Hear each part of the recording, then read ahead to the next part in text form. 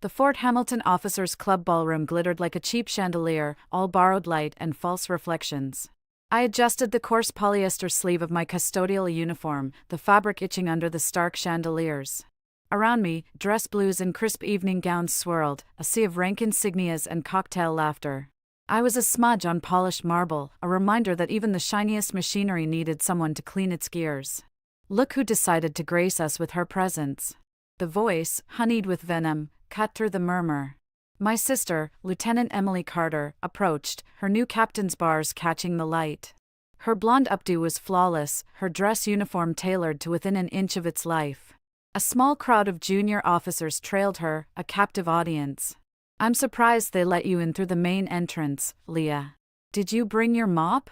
A few titters from her entourage. I kept my eyes on the floor, the familiar heat of humiliation creeping up my neck. This was her night, promotion to captain, a choice posting at the Pentagon on the horizon. Our parents, beaming from Ohio via a framed photo in her purse, would have been so proud of her. "Just following orders, Captain," I mumbled, the standard issue name tag, Leah, custodial staff, weighing a ton on my chest. "Orders? To loiter at the officers' bar?" She plucked a canopy from a passing tray, her smile never reaching her eyes. "At least I earned my uniform. You just wear whatever they throw at you." She let her gaze drift over my ill-fitting shirt and pants. "Does the Post Exchange even sell that, or did you get it from surplus?" "Emily, please," I said, my voice low. I'd promised myself I wouldn't engage. I'd come because she'd insisted, because Mom had begged me on the phone to be a family. I was the family's dirty little secret, the PhD who cleaned toilets. The disappointment. "Please, what?" She took a step closer, her perfume, something expensive and floral, clashing with the scent of industrial cleaner clinging to me. "Please don't point out that my little sister is a janitor. Everyone can see for themselves." She raised her voice slightly, ensuring the circle of listeners caught every word. "A janitor at her sister's promotion. How quaint. What's next, Leah? Will you be buffing the floors at my wedding?" The laughter was sharper now. A major with a florid face smirked into his bourbon. I clenched my fists, the rough skin of my palms catching on the polyester. 3 years. 3 years of keeping my head down, of swallowing the bitterness with the cafeteria coffee. I'd traded a lab coat for a utility belt, traded peer-reviewed journals for work orders, all for a principle that felt more stupid with each passing day. And for what? To be my sister's punchline at a cocktail party. "Excuse me," I muttered, turning to escape to the shadowy periphery near the service entrance. "Running to your natural habitat?" Emily's voice followed me.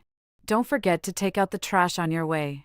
I was almost at the potted ficus, a pathetic refuge, when the energy in the room shifted. The chatter died to a respectful murmur, then near silence. All heads turned toward the main doors. General James Miller, United States Marine Corps, 3 silver stars gleaming on each epaulette, entered the room. He moved with the compact, efficient grace of a man who'd seen combat and bureaucracy and found them equally demanding. His presence was a physical thing, a pressure change. The commanding general of Fort Hamilton and half the Eastern Seaboard's strategic operations didn't just attend junior officers' promotions. This was a message. Emily's career was on a rocket sled, and everyone needed to see it. The crowd parted like the Red Sea. General Miller exchanged brief, firm handshakes, his gaze sweeping the room, missing nothing. It paused for a fraction of a second on my sister, who stood straighter, preening. Then it flickered over me, a civilian in a custodian's uniform, hovering by the wall. There was no recognition, just a faint, administrative categorization, non-essential personnel. The look moved on. A liveried server, a young man with a blandly efficient expression, glided through the throng with a silver tray bearing a single crystal goblet of red wine. He headed straight for the general. Protocol. The guest of honor is served first. My own training, buried deep under layers of resentment and floor wax, kicked in before my conscious mind could catch up. It was a micro-movement, a flick of the server's wrist as he transferred the glass from tray to hand, offering it to General Miller. The light from the chandelier caught the rim of the glass at a specific angle. A faint, almost imperceptible crystalline sheen, not on the wine, but on the very edge. Like powdered sugar, if sugar were deadly. My body went cold. VX? Ricin? Something binary, the possibilities, a toxic alphabet I'd sworn never to use again, flashed through my mind. The server's expression was blank, professional. A pro. General Miller reached for the glass. Instinct overrode caution. I wasn't Leah the janitor in that moment. I was Dr. Leah Carter, DARPA Project Veritas, and I saw murder about to happen. To my immediate left stood Colonel Pierre Dubois, the French liaison officer, observing the scene with mild Gallic amusement. The words left my lips in a low, urgent rush of Parisian-accented French, a language I'd learned not in a classroom, but in a lab outside Lyon studying neurotoxin antidotes. Ne touchez à aucun verre. Celui-ci est contamine. Don't touch any glasses. This one is contaminated. I meant it for Dubois, a hissed warning to a fellow officer. A reflex. I'd forgotten General Miller's dossier. The one I'd read years ago. Princeton. Sorbonne. A semester studying Napoleonic tactics. He understood French.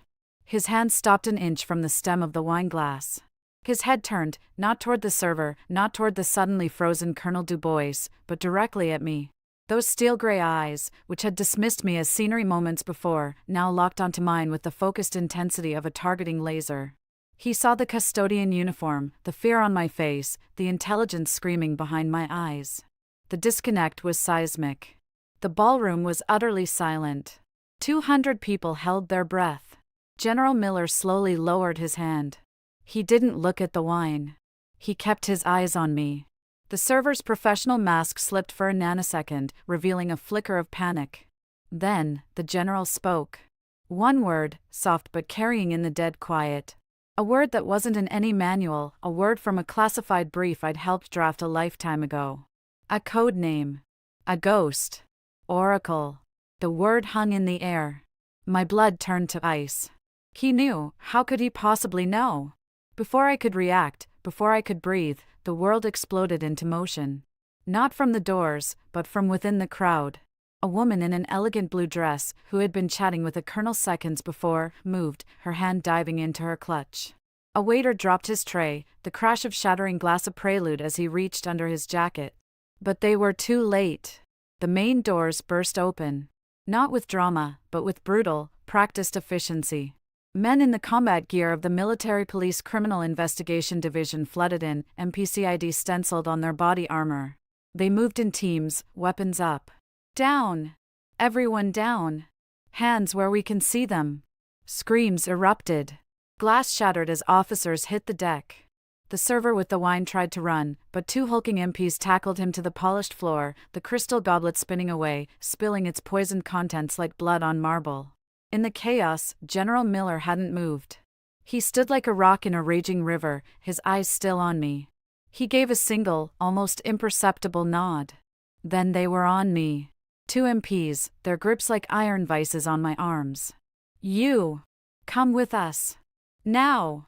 Wait! What are you? I struggled, but it was useless.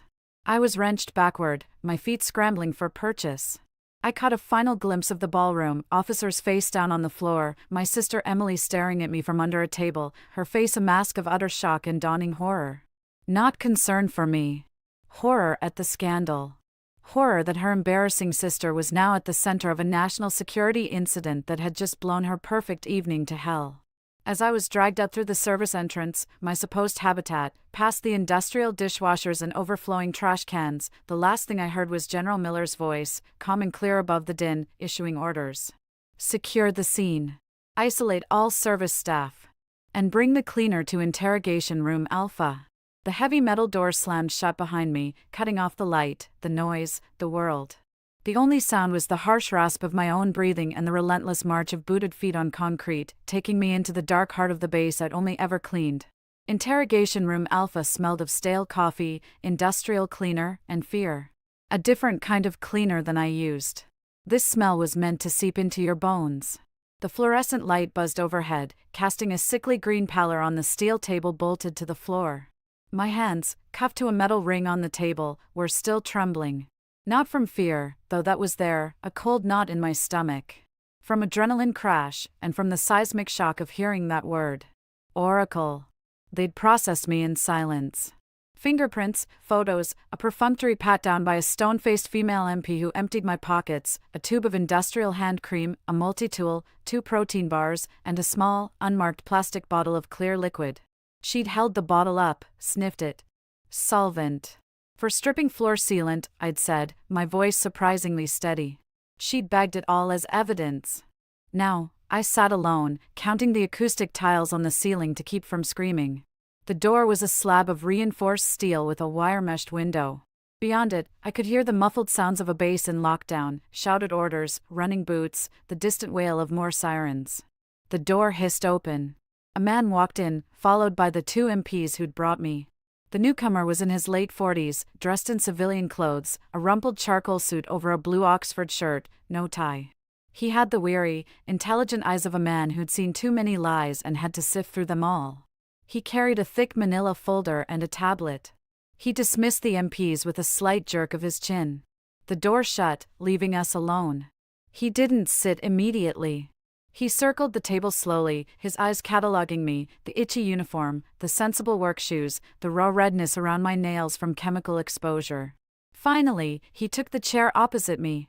He placed the folder on the table, the tablet beside it. He steepled his fingers. "Leah Carter," he said.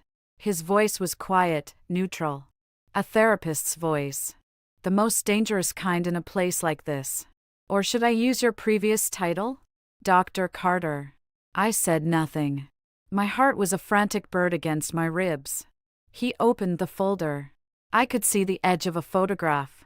My MIT graduation photo. Me in a cap and gown, smiling next to a model of a protein folding simulation. A lifetime ago. Leah A. Carter, he read. Born Dayton, Ohio. Youngest of 2 daughters. Father, Robert, HVAC technician. Mother, Linda, school librarian. Sister, Emily, Captain, United States Army, as of tonight. He glanced up. Congratulations to her. You, however, you took a different path.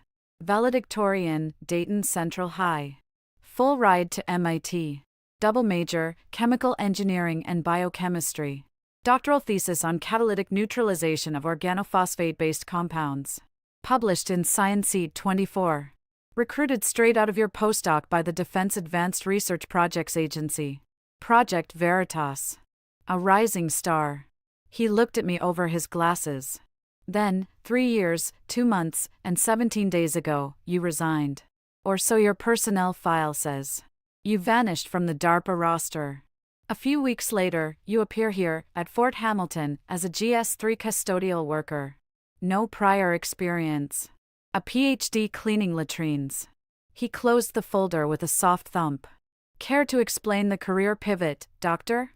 I kept my face blank. I wanted a simpler life. He almost smiled.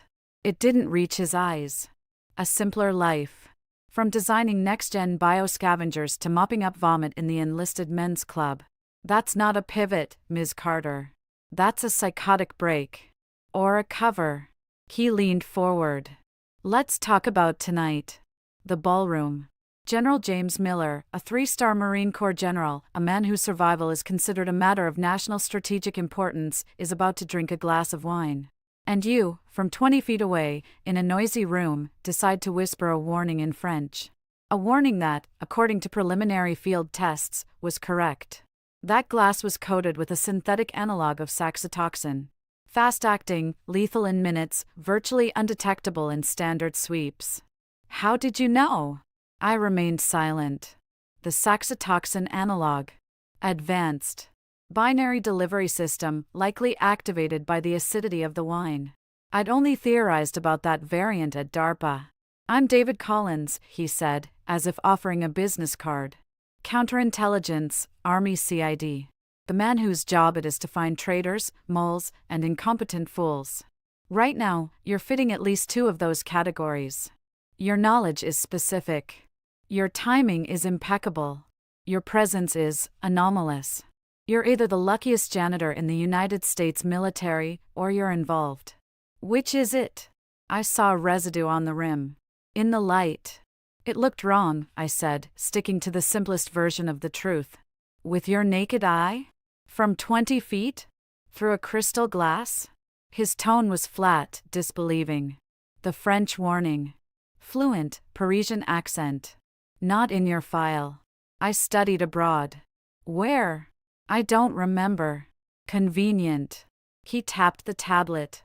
A video feed popped up, security footage from the ballroom, a high-angle shot. He scrolled to the moment. There I was, a blot of drab gray in the sea of color. He zoomed in. My lips moved. The audio was muddled, but the word contamine was clear. He froze the frame. You spoke to Colonel Du Bois. Why him? He was closest. He's French.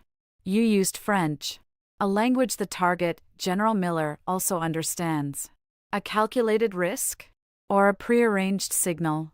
No, I said, the first spark of real anger cutting through the cold fear. I was trying to prevent a murder. That's all. Prevent a murder, Collins repeated slowly. He leaned back, studying me. Oracle. The word hung in the antiseptic air again. I don't know what that means, I whispered. Don't you? He opened the folder again, pulled out a different photograph. It was a candid shot, grainy, taken from a distance. A park. A man in a baseball cap pushing a little girl on a swing. The man was younger, in civvies, but unmistakably James Miller. The girl was laughing. I stopped breathing. 3 years ago, Collins said softly. General Miller's daughter, Chloe. 7 years old. On a weekend pass to visit her grandparents in Bethesda. She was targeted.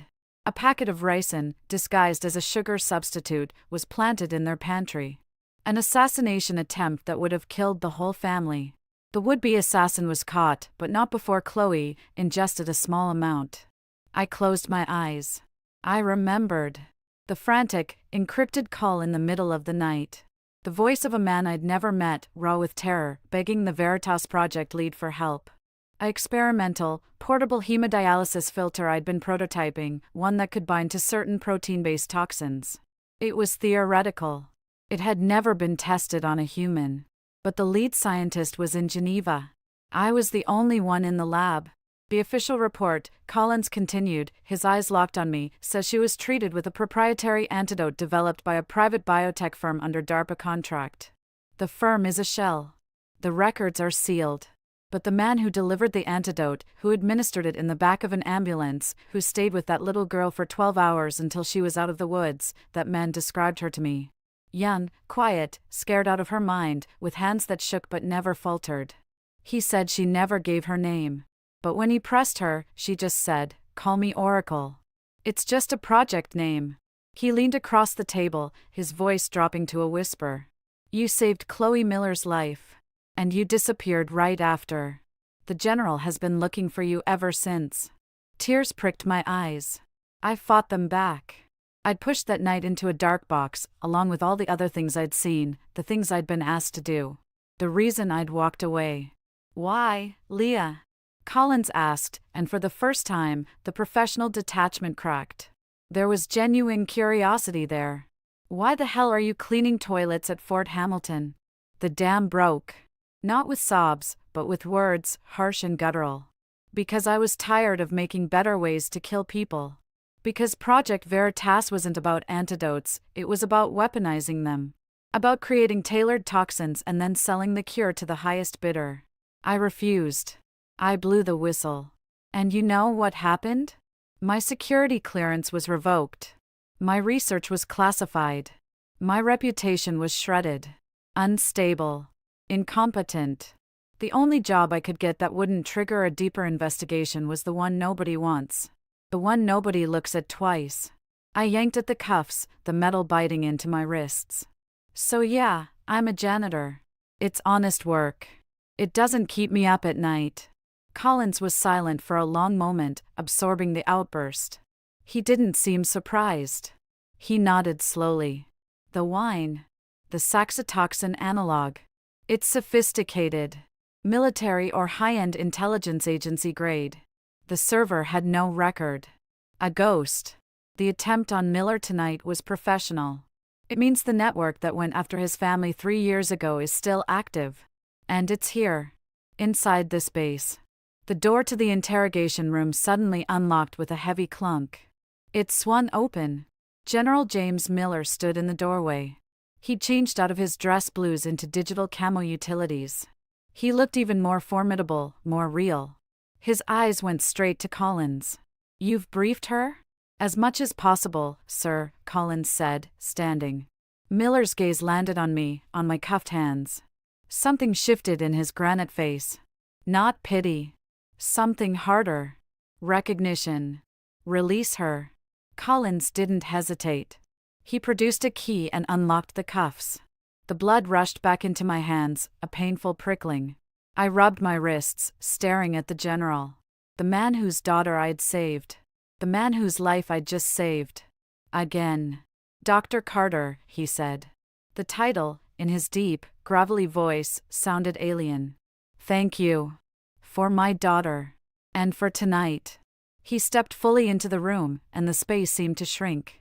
"David has given you the what. Let me give you the why. The network that tried to kill Chloe, that tried to kill me tonight, they're not just assassins. They're a cancer. They've burrowed deep into our supply chains, our contractor lists, possibly our command structure. We've been chasing ghosts for 3 years. Every time we get close, a source dries up. A witness disappears. Evidence corrupts." He paused, his eyes holding mine. "They see everything. They expect a counterintelligence sweep. They expect generals and spooks. They do not," he said, a faint, grim emphasis in his words, "expect the janitor." I stared at him, the meaning dawning, cold and terrible. "No. You have a unique skill set," Miller said, his voice leaving no room for argument. "You have a cover that is, as of tonight, bulletproof. Everyone on this base now sees you as the unlucky cleaner who was in the wrong place at the wrong time. A non-entity. A piece of the scenery. And you have a reason to be anywhere: brooms, mops, keycards to maintenance closets and offices after hours. You want to use me as a spy," I said, the words tasting like ash. "I want to use you as a weapon," he corrected, blunt as a hammer. "A scalpel. You can go where we can't. See what we miss. The Sentry program is a black box. It exists only in this room. Collins runs it. I oversee it. You operate it. Find the cancer, Dr. Carter. Cut it out. And if I refuse?" The question was a whisper. General Miller's expression didn't change. "Then you walk out of here. Back to your mop and your buckets. And the next time they try, and they will try again, they might succeed. Or they might go after my wife next. Or Chloe again. Or your sister." He let that hang. He knew exactly where to apply pressure. "Or, you can do the job you were trained to do. Not making weapons. Not cleaning up spills. But protecting people. From the shadows. Where you're already invisible."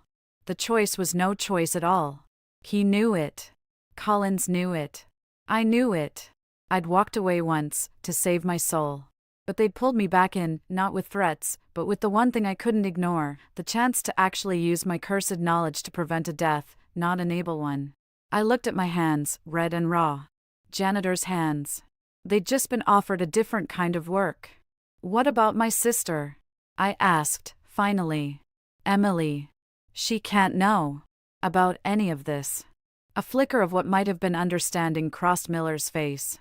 "Captain Carter's clearance doesn't reach this level. Her role in this is over.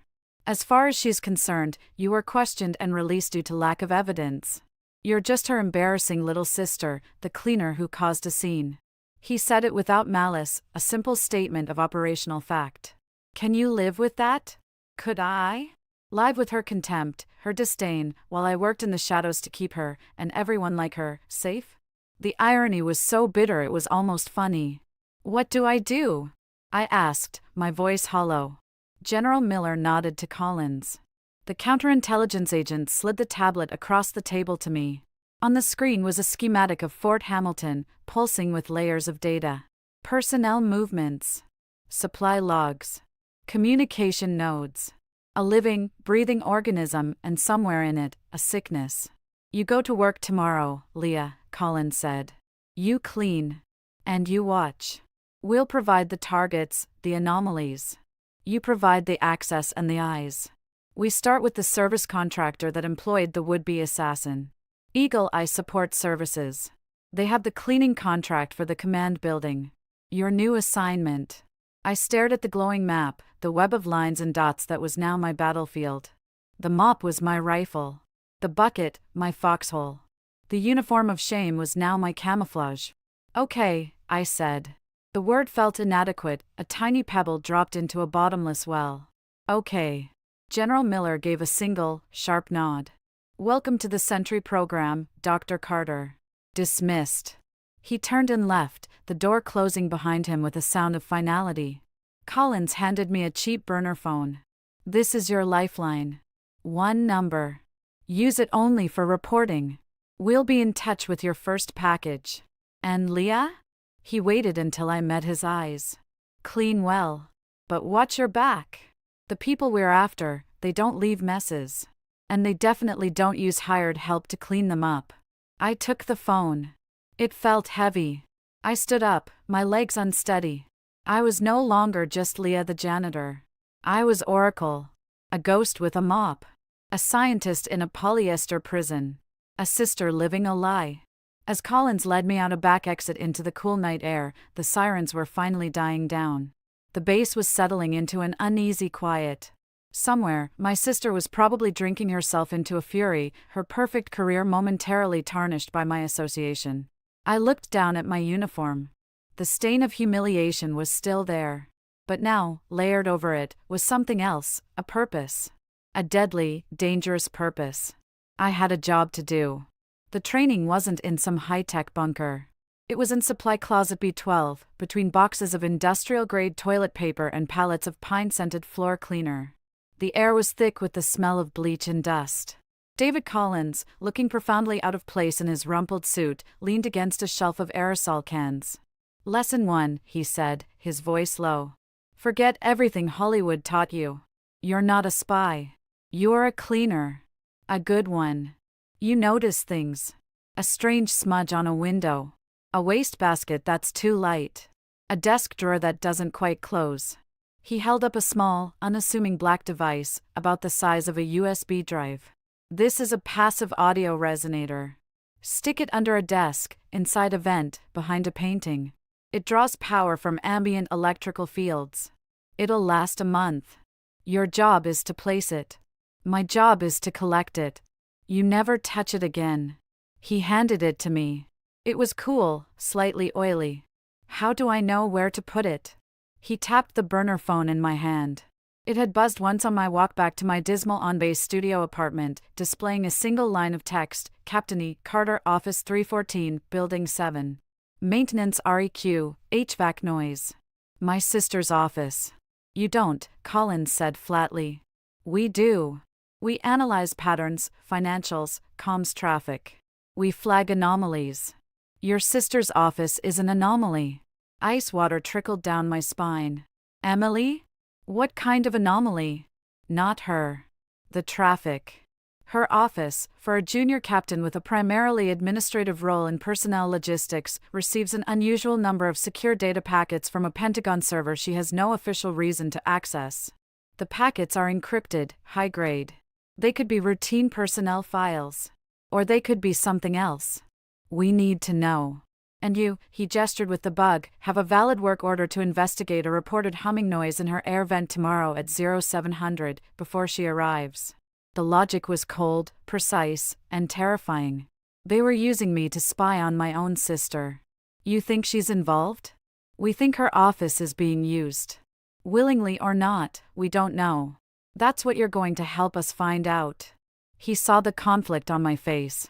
This is the job, Leah. Sentiment gets people killed. Your sister's reputation, or her life. Choose. There was no choice. I pocketed the resonator. It felt like a lead weight. Lesson 2, Collins continued, opening a metal toolbox I hadn't noticed. Inside, nestled in foam, weren't tools, but vials. Small glass ampoules, each filled with a different colored powder or liquid. Recognition. 27 known toxins and their common delivery vectors that can be deployed in a field environment. You won't have a mass spectrometer in your cart.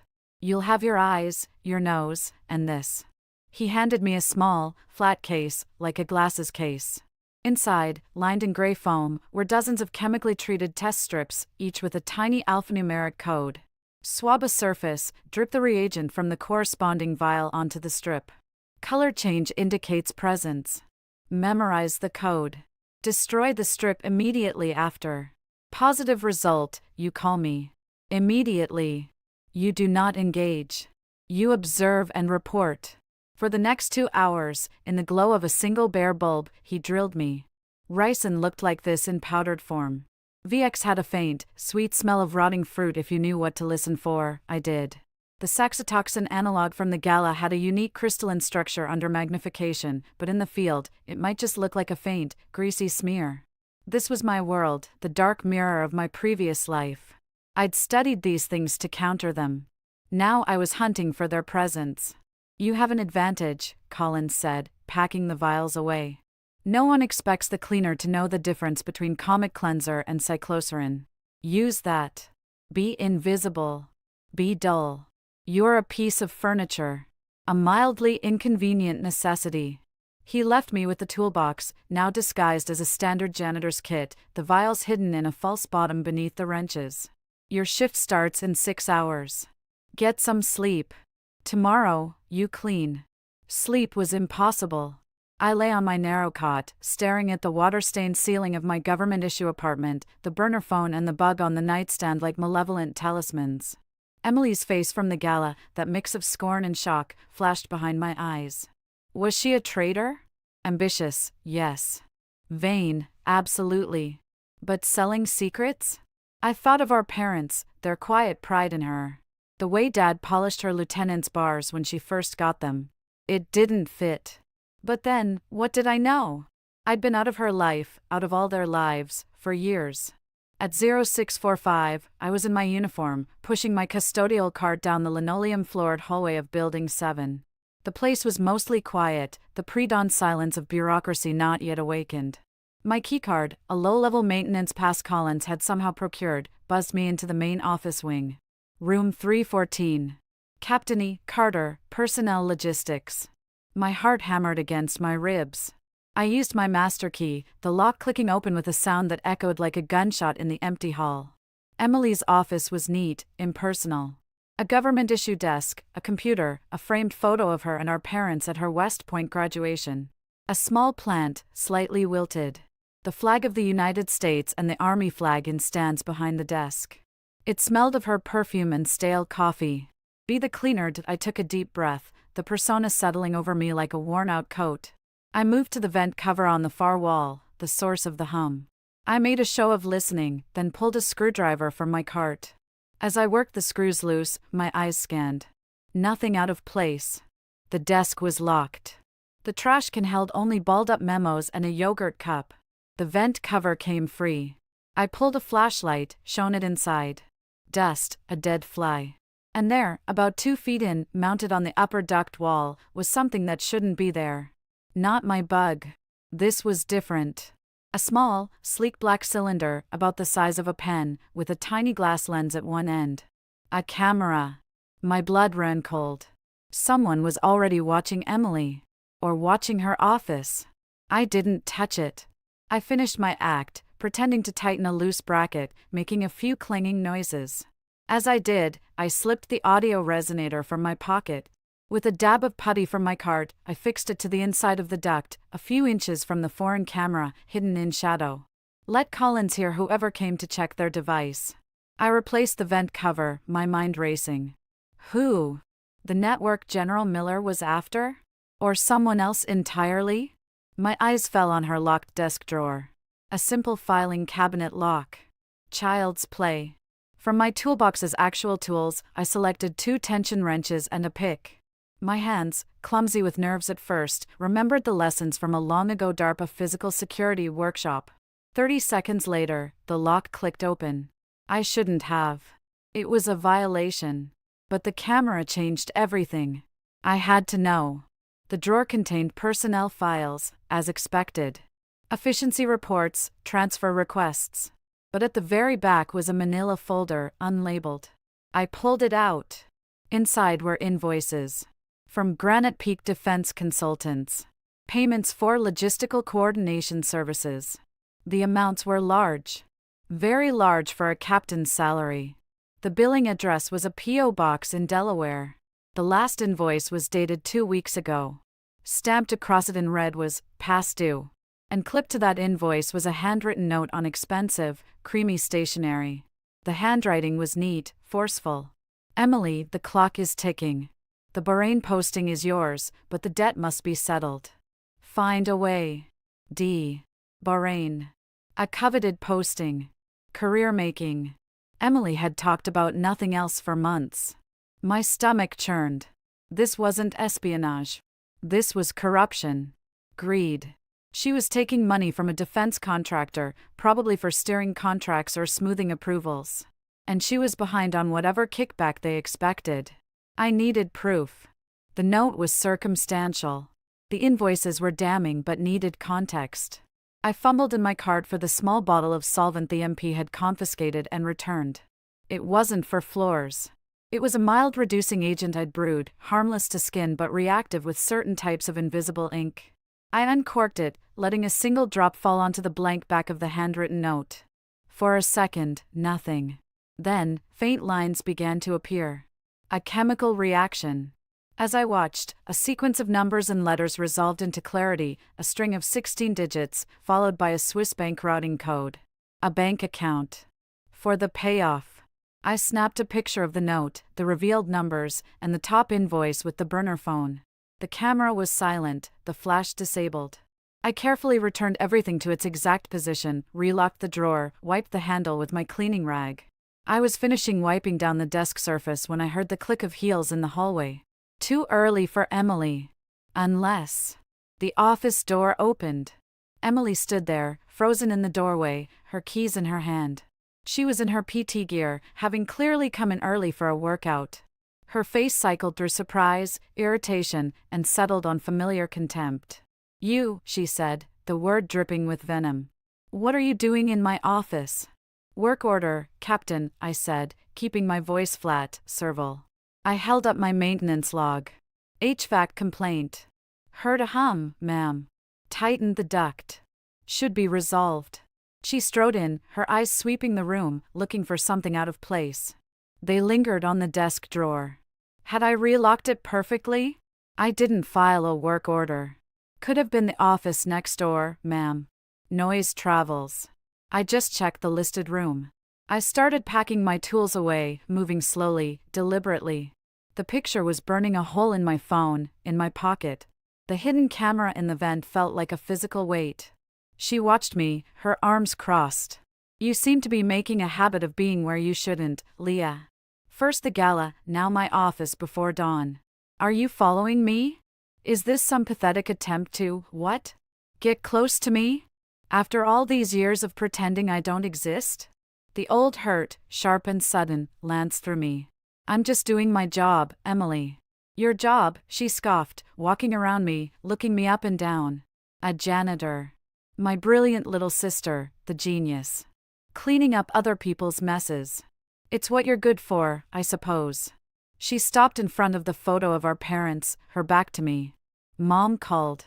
She saw the news about the disturbance at the gala. She was worried. I had to tell her you were just in the wrong place, as usual. That you weren't involved in anything unsavory. The lie came easily to her. Protecting the family image.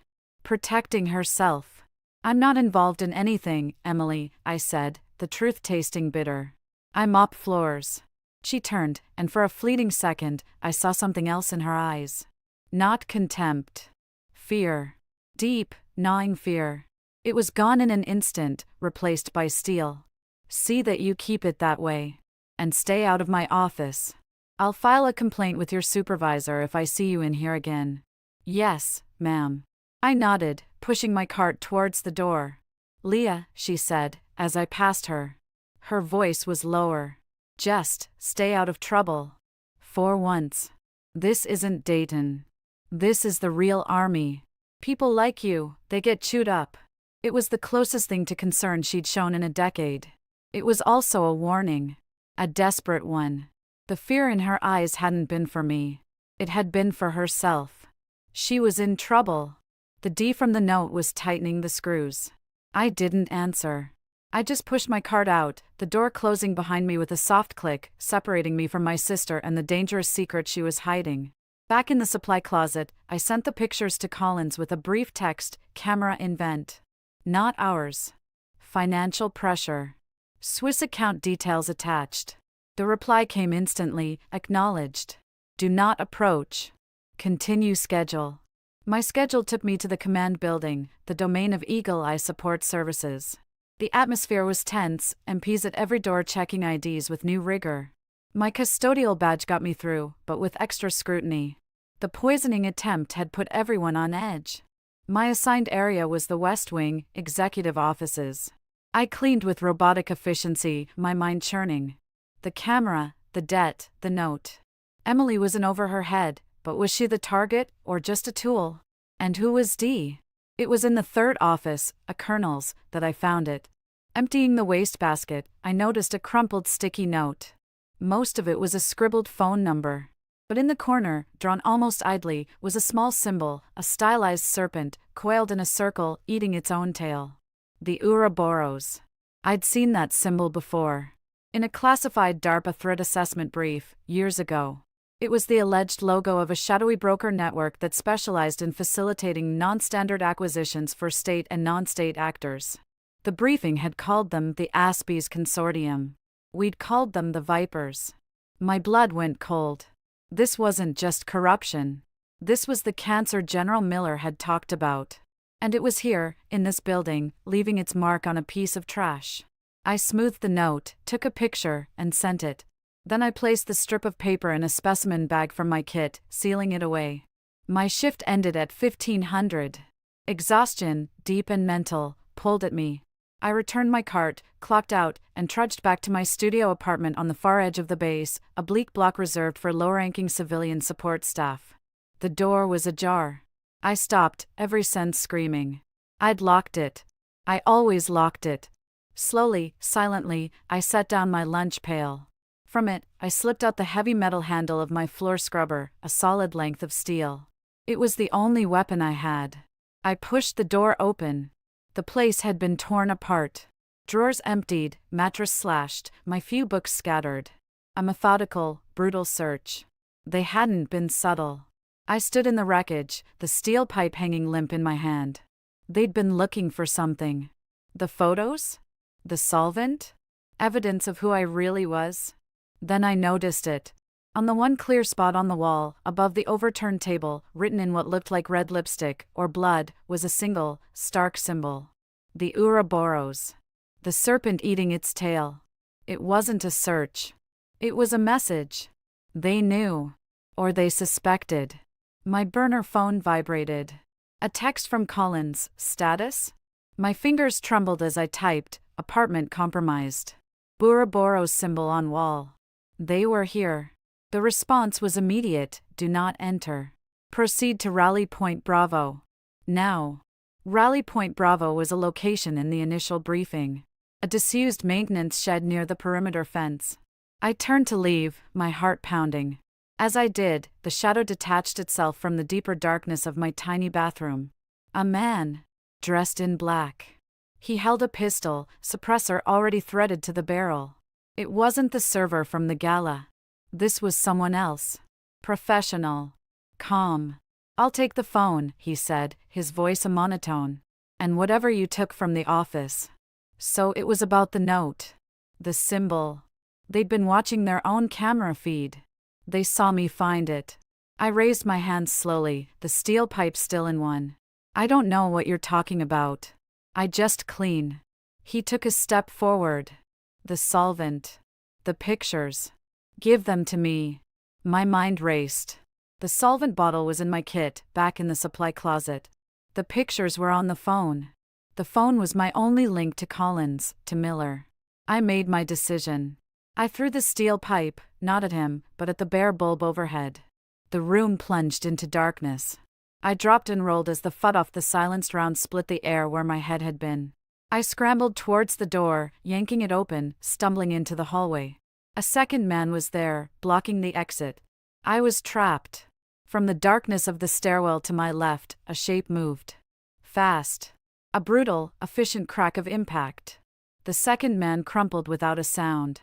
David Collins stepped over the body, a compact tactical flashlight in one hand, a pistol in the other.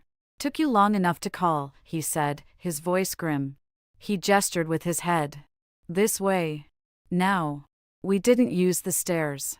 He led me to a service elevator, used a key to activate it, and we descended to the basement. Through a labyrinth of steam tunnels, emerging finally near the perimeter fence, at the dilapidated shed. Inside, a single light bulb illuminated General Miller, still in his utilities, his face like carved stone. "Report," he said, his eyes on me. I told him everything. The camera, Emily's debt, the note, the symbol on the trash, the ransacked apartment, the assassin. When I finished, he and Collins exchanged a look. "The Vipers," Miller said, the word a curse. "They're making their move. The attempt on me was a distraction.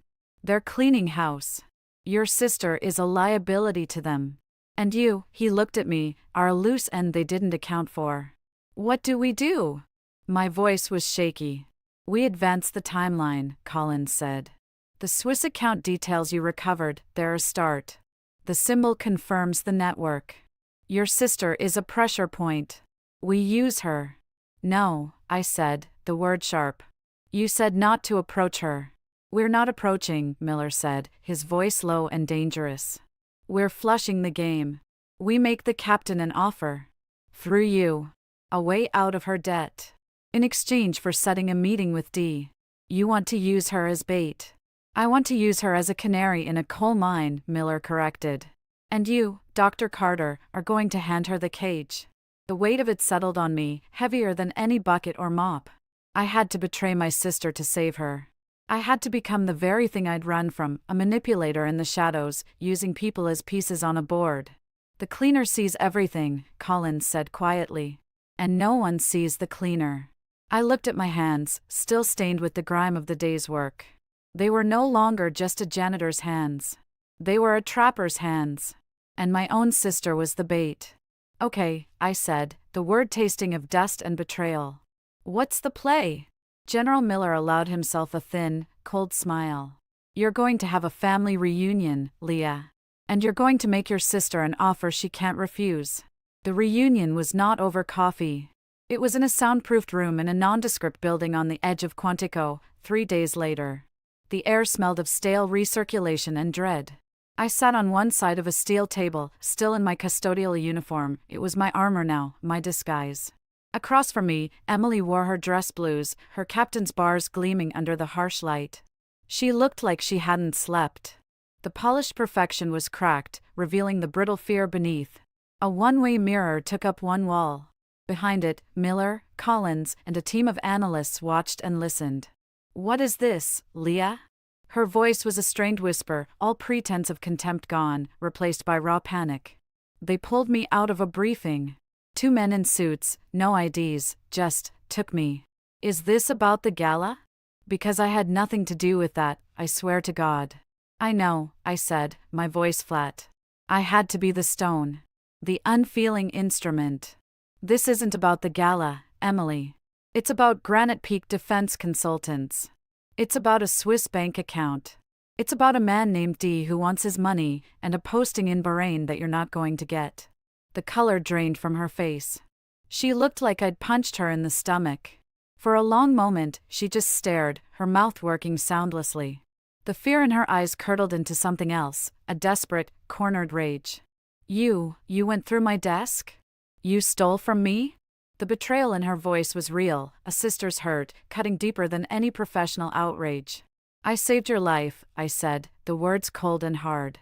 "The camera in your air vent wasn't installed by building maintenance. The men who ransacked my apartment and tried to kill me weren't looking for loose change. You're in bed with a network called the Vipers, Emily. They don't do payment plans. They bury you. You don't know what you're talking about," she hissed, leaning forward. "It's a consulting fee. For introductions. It's how things work. A consulting fee that's $90,000 past due?" I shot back, repeating the figure from the invoice. "A fee that comes with handwritten threats and a logo of a snake eating its own tail? That's not how things work." That's how you end up in a shallow grave with a saxitoxin cocktail in your bloodstream. The mention of the toxin, of the specific threat, finally broke through. The bravado shattered. Her shoulders slumped. She put her face in her hands, her meticulously styled hair falling forward. When she looked up, her eyes were red-rimmed. "I didn't know," she whispered, the sound ragged. "About the poison, about any of that. It was just money. Richard's medical bills, the insurance wouldn't cover the last round of treatments. The experimental drug. It was $250,000. Granite Peak, they approached me. They said it was a retainer. For future consulting work. They just needed occasional insights. Personnel rotations. Deployment schedules. Nothing classified, they swore. And you believed them?" The disgust in my voice was for both of us, for her naivete, for my own past willingness to believe the smooth lies of the DARPA directors. I was desperate. The words burst out of her, a choked sob. Richard was dying. "He's my husband, Leah. What was I supposed to do? Let him die? You weren't there. You were off cleaning toilets, playing the martyr. I had to deal with it. Mom and Dad couldn't help. The army couldn't help. They offered a way out." She wiped her face angrily. Then the insights they wanted got deeper, more specific. And the payments stopped, but the demands didn't. They said I owed them. For operational expenses. They threatened to go to the IG, to ruin me, to take my pension, and then they mentioned Bahrain. They said they could make it happen. But the price. The price was more than money, I finished for her. They wanted you to be their asset. Inside personnel logistics, you could steer the right people to the wrong postings, bury investigations, create vulnerabilities. She nodded, a miserable, tiny movement. I said no. The last note, it was a final warning. I didn't know what to do. I thought if I just got the Bahrain posting, got away, I could figure it out, pay them back. You can't pay back people like this, Emily. They don't want money. They want you. Forever.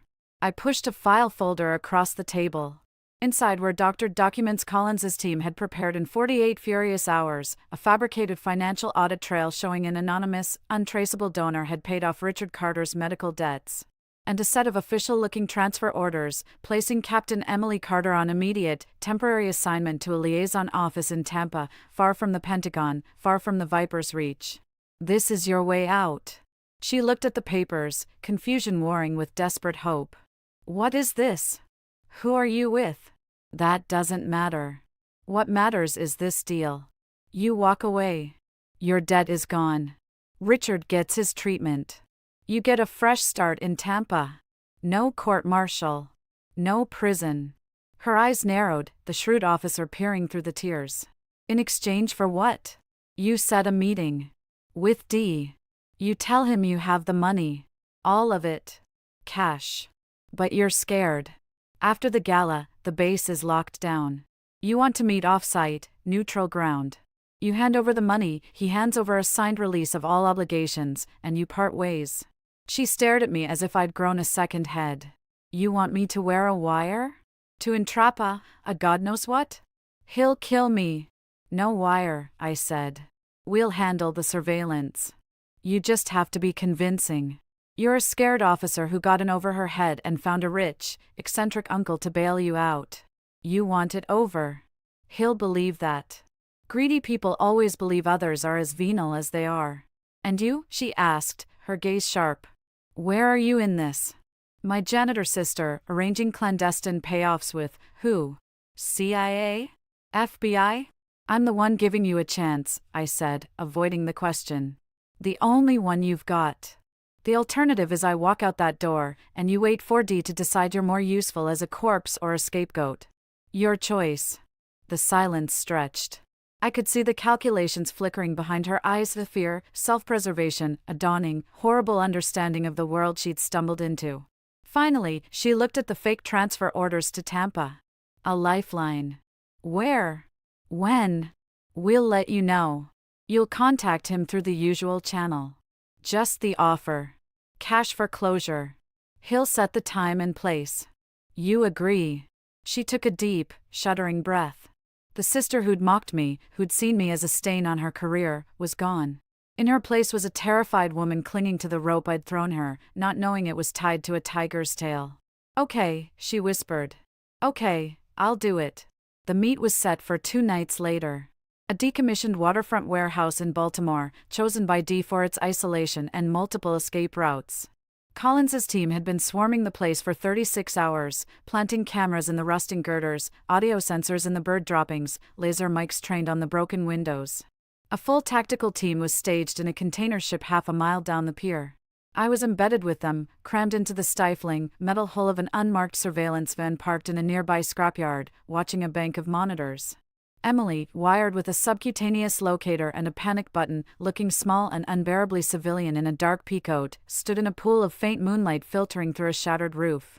She clutched a cheap, bulky suitcase, filled with cut-up newspaper, with a layer of real hundreds on top. She was a good actress. The fear wasn't feigned. Echo 1 to all points, packages on site, Collins's voice crackled in my earpiece. He was in a sniper perch overlooking the main floor. No sign of the buyer. Stay sharp. Minutes ticked by. The only sound was the drip of water and the scuttle of rats. On the thermal cam, Emily was a bright blob of nervous heat. Then, a shadow detached itself from a deeper shadow near a loading bay door. Not one man. 3. They moved with fluid, silent coordination. Professionals. The lead man was tall, wore a long coat. D, presumably. The other 2 fanned out, covering the exits, hands in their pockets. 3 tangos, Collins whispered. Heavily armed. Stand by. The lead man approached Emily. The audio feed, boosted and cleaned, piped his voice into the van. It was cultured, smooth, with a faint mid-Atlantic accent. "Captain Carter. You look well. For a woman in debt. I have the money." Emily's voice was tight. "All of it. As agreed. Where's the release?" "All in good time." He gestured, and one of his men stepped forward, took the suitcase, and clicked it open. He riffled through the bills, then nodded to his boss. "It appears you are a woman of your word. A rare quality." He pulled an envelope from his inside pocket. "The release. And my gratitude for your services. The Bahrain posting will be confirmed next week." Emily reached for the envelope. Her hand was trembling. "Now!" Collins's voice snapped in my ear. The warehouse exploded into light and sound. Powerful halogen beams stabbed down from the rafters. "FBI! Freeze! Hands in the air!" The 2 flanking men moved faster than thought. One shoved D backwards towards the loading bay. The other drew a compact machine pistol from his coat and fired a burst upwards, shattering lights and, critically, the camera feed from that sector. The screen in front of me went to static. Chaos on the audio. Shouting. The crash of metal. A sharp cry of pain, Emily's. "They're breaking east." Towards the water, someone yelled. Echo 1, "I've lost visual on the primary target." Collins reported, his voice tense. "All teams, converge. Contain them." Miller's voice, calm but hard, came over the net. I was supposed to stay in the van. I was the analyst, the cleaner, the non-combatant. But the screen showing Emily's locator beacon was blinking erratically, then moved rapidly, not towards the exit, but deeper into the warehouse's maze of old machinery. They'd taken her. As a shield? As a hostage? Without thinking, I grabbed a spare radio headset and a compact flashlight from the van's console. "Collins, her beacon is moving into Section C, lower level." I barked into the mic, already shoving the van door open. "Carter, stand down." "That's an order," Collins shouted. I ignored him. I was already running, ducking under crime scene tape the FBI had strung up, plunging into the dark maw of the warehouse. The sounds of the firefight were receding, moving towards the docks. They'd split up. D and his main guard were drawing the pursuit.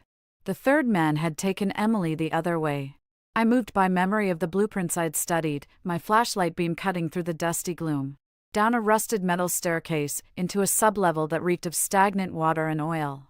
The beacon signal was stronger here, pulsing on the handheld tracker I'd snatched.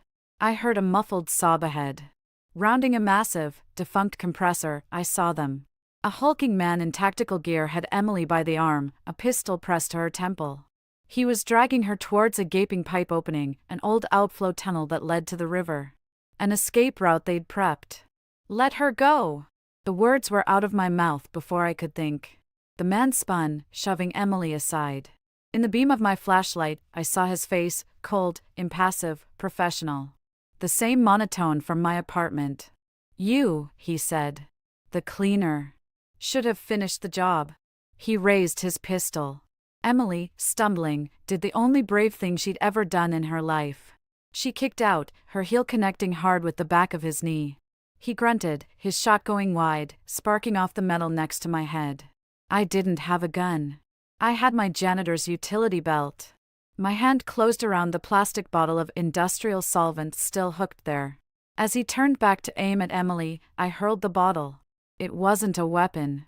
It was a distraction. It worked. He flinched, batting it aside. The bottle shattered against the wall. And the world erupted in a hissing, billowing cloud of white, acrid smoke. It wasn't solvent. It was a binary aerosol I'd cobbled together from supplies in the maintenance closet, a concentrated form of the base cleaner mixed with a powdered acid precursor from my kit. A crude, violent smokescreen that burned the eyes and throat. The man screamed, clawing at his face. I lunged through the smoke, grabbing Emily's arm. "Run!" We stumbled, blind, back the way I'd come. Choking, coughing. Behind us, a gunshot, then a splash. He'd fired blindly, then, I realized, jumped into the outflow tunnel to escape the chemical burn. We burst out into the main warehouse level, collapsing against a wall, gasping. Emily was sobbing, her face streaked with grime and tears. You came back," she choked out. "Shut up and move," I gasped, pulling her up. The warehouse was swarming now with FBI and Collins's people. Floodlights pierced the dissipating smoke. Collins found us first, his face a mask of fury and relief. "You insane, idiot, magnificent," he grabbed my shoulders, checking me for wounds. "Are you hit?" I shook my head, still coughing. "The leader? D? Gone," Collins spat. "Took a boat. We got one of his men, wounded. The other, the one with you? Went into the river. Through a pipe." He cursed, then keyed his radio. "One rabbit in the water, east outflow. Get boats, get divers. Now!" He looked at Emily, who was being wrapped in a thermal blanket by a medic. "You okay, Captain?" She nodded, mute, her eyes huge as she stared at me. The look of contempt was gone, replaced by something like awe and a deep, unsettling fear. Miller arrived, his face grim. "The one we caught isn't talking. Professional. But we have his face, his prints. We'll find him." He looked at the chemical haze still hanging in the air, then at me. "What the hell was that, Doctor?" "Improvisation," I croaked, my throat raw. A faint, grim smile touched his lips. "Remind me to get you a proper sidearm." His smile faded. They knew it was a trap. They came prepared for an ambush. They had an exit strategy for a hostage scenario. This was a test. And we failed it. We didn't get D. And now he knows we're onto him, and that you, he looked from me to Emily, are both compromised. "The money," Emily whispered. "The suitcase." "Gone with him," Collins said. "But that's the least of our problems." He held up an evidence bag. Inside was the envelope D had offered Emily. It had fallen in the struggle. He opened it carefully.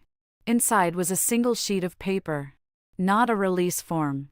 It was a photograph of our parents' house in Dayton. Taken yesterday, from the street. Our mother was visible in the window, watering a plant. Written beneath it, in the same neat, forceful hand as the note in Emily's desk, were 2 words. "Game on." Emily made a small, broken sound. I felt the bottom drop out of my world. Miller took the photo, his jaw hard line. "They're not just a procurement network. They're a hunting club. And we just became the prey." He looked at me, his eyes grave. "Your family needs to disappear. Today. And you, Dr. Carter, need to decide if you're still cleaning up messes, or if you're ready to go hunting for the snake that made them." In the flashing lights, with the smell of my makeshift smoke bomb still in the air and my sister's terrified sobs in my ears, the choice was already made.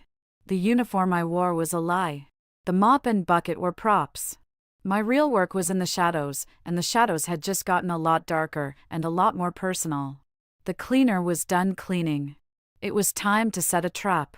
The safe house was a bland, beige condo in a sterile Northern Virginia complex populated by defense contractors and lobbyists.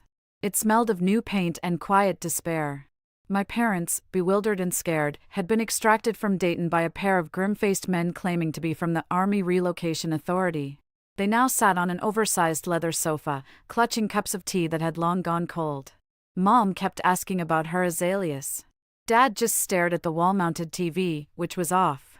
Emily was in the spare bedroom, on a secure line with her husband Richard, who was under similar, though less dramatic, protection at a military hospital in Bethesda. Her voice was a low, tense murmur through the door. The fear in the apartment was a physical thing, a fourth presence crowding the expensive furniture. I stood by the window, looking out at the manicured lawn and the identical condos beyond. A prison with good carpeting.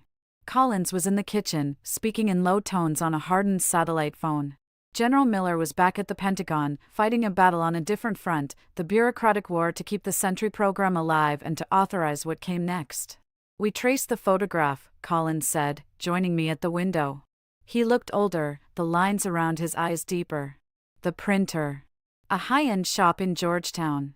Paid for in cash, of course. The clerk remembered a man. Polite. Expensive watch. A watch? I asked, my mind still partly in the warehouse, in the chemical smoke, in the cold certainty of that photo. Patek Philippe. A specific model. The Nautilus. The clerk is a watch geek. He noticed. Collins pulled out his tablet, called up an image. It was a stock photo of a sleek, complicated, outrageously expensive-looking wristwatch. This one. Ref 5711. Platinum. He was certain. Lots of rich men in DC wear expensive watches. Not this one. It's a Grail watch. Discontinued. Worth over $500,000 on the secondary market. Maybe 100 in the DC area. Maybe 24 in the whole country. A cold finger traced my spine. So we cross-reference wealthy watch enthusiasts with access to classified military logistics and the habit of leaving snake symbols on threatening notes. We did better, Collins said, a grim satisfaction in his voice. We have a partial from the warehouse. From the man you smoked out. He jumped into the river, but he left a little skin and blood on a broken pipe edge. DNA came back an hour ago. Matched to a partial in an old DoD database. A contractor. Former Special Forces. Worked for a private security firm called Aegis Solutions, which has a dozen subsidiaries, one of which is a minority stakeholder in Granite Peak Defense Consultants. The web was tightening. So D is high up in Aegis or Granite Peak.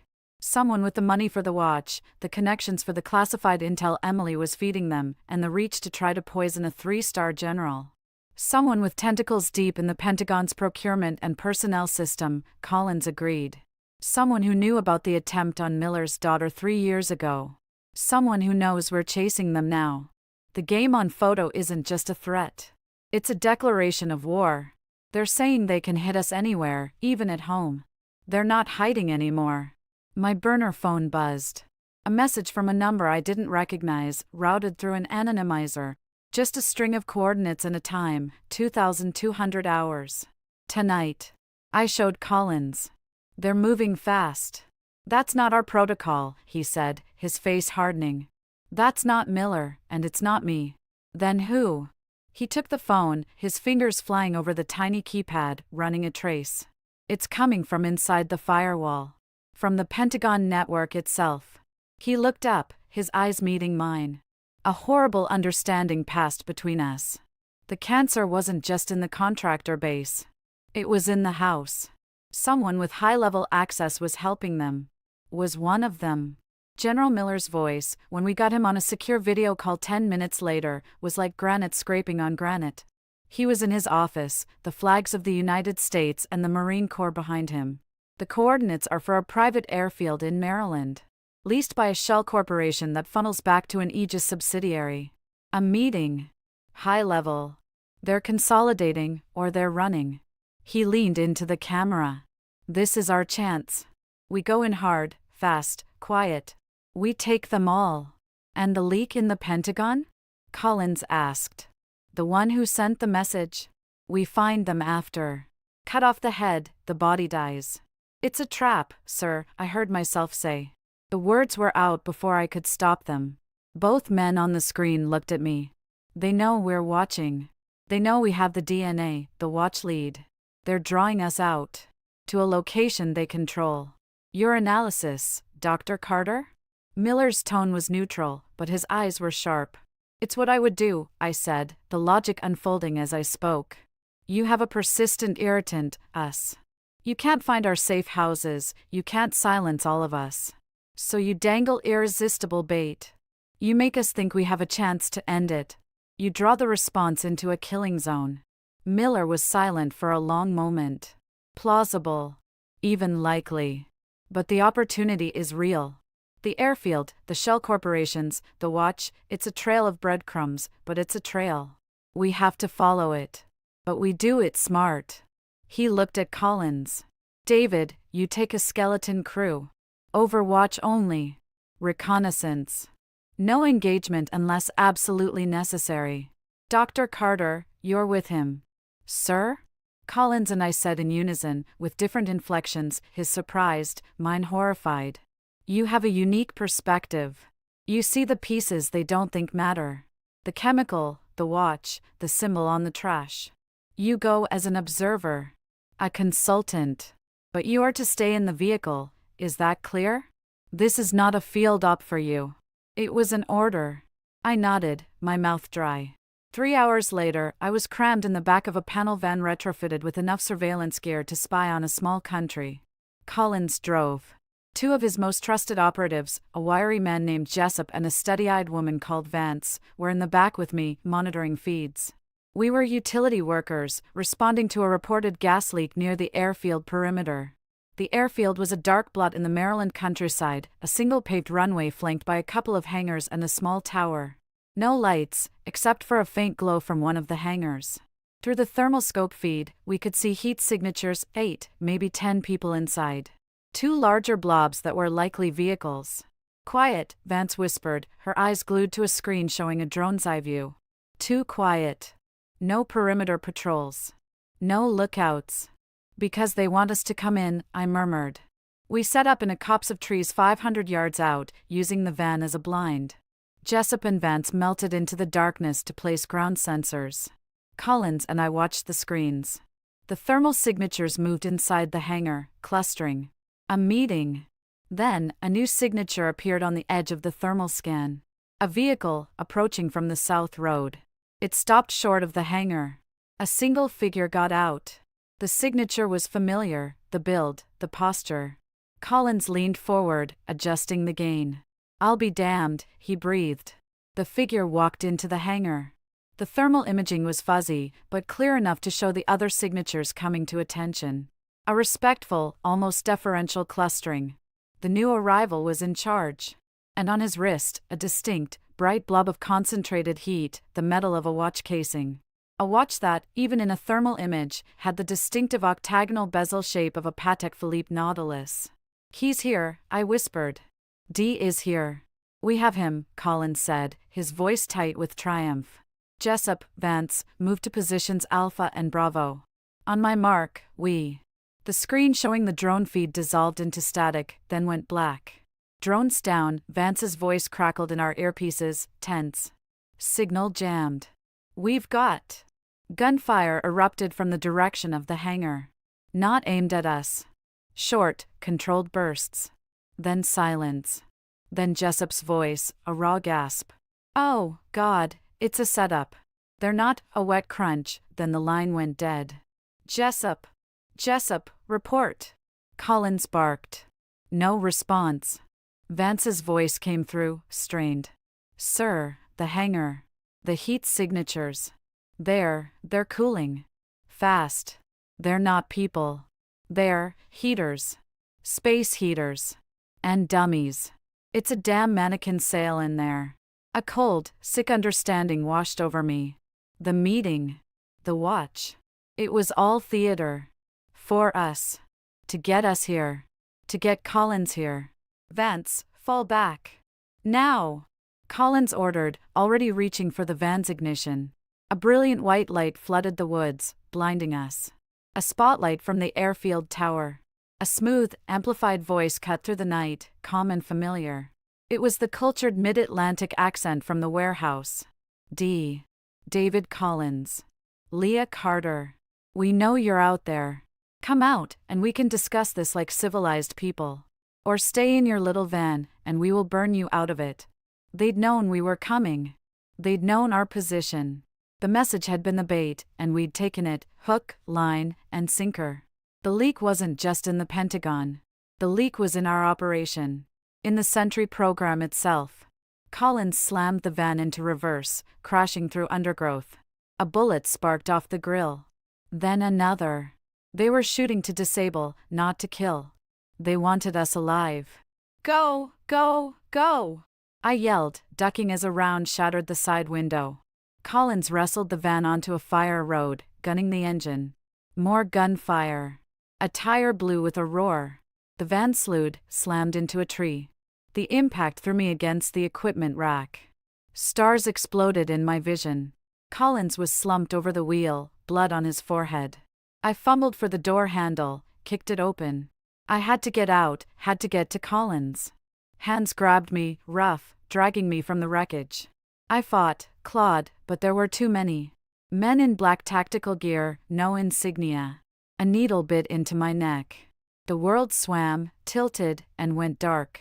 I woke to the smell of jet fuel and expensive leather. I was in a seat, my hands zip-tied behind my back. Not on a plane. In a limousine. A very large, very plush limousine, parked inside the brightly lit hangar. Through the tinted window, I could see the mannequins Vance had mentioned, toppled over, and the glowing orange bars of electric space heaters. A crude but effective thermal lure. In the seat opposite me sat a man.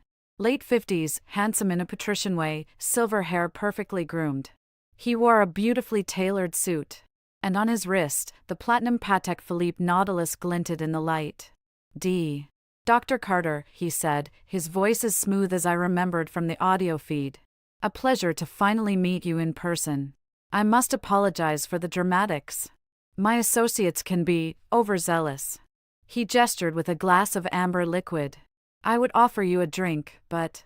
He smiled, indicating my bound hands. Next to him, also in a seat, hands also bound, was David Collins. He was conscious, a bruise flowering on his temple, his eyes burning with hatred. Across from Collins sat General James Miller. In full dress uniform. His face was a stone mask, but his eyes held a storm. And standing behind Miller, a pistol held casually but pointed with unmistakable intent at the general's back, was a man I knew. A man I'd seen on television, in news briefings, in the corridors of the Pentagon when I'd worked there. A man with 2 silver stars on each epaulette. Lieutenant General Richard Crawford. Deputy Director of the Defense Intelligence Agency. General Miller's direct superior. And on his wrist, a watch that was the twin of the 1D war. The world did not so much tilt as shatter.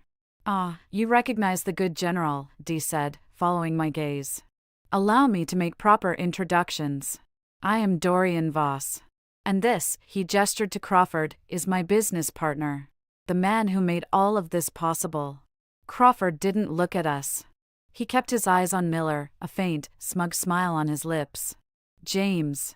I told you you should have taken the promotion to NATO. All that boring paperwork in Brussels. But no, you had to stay in the fight. A soldier's soldier." Miller's voice was a low rumble. "You're a traitor, Richard." "A realist," Crawford corrected. "The world runs on transactions, James. The ASPI's consortium simply facilitates those transactions between parties whose governments are too ideologically rigid to deal directly. We provide a service. Stability through controlled chaos. And we are very well compensated. You tried to kill my daughter."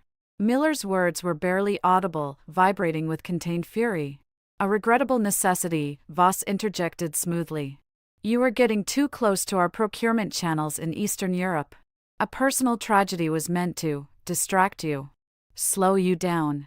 Had we known your little oracle was on site, we would have chosen a different method." He took a sip of his drink. "Which brings us to you, Dr. Carter. The brilliant, troublesome janitor. You were supposed to be a non-entity.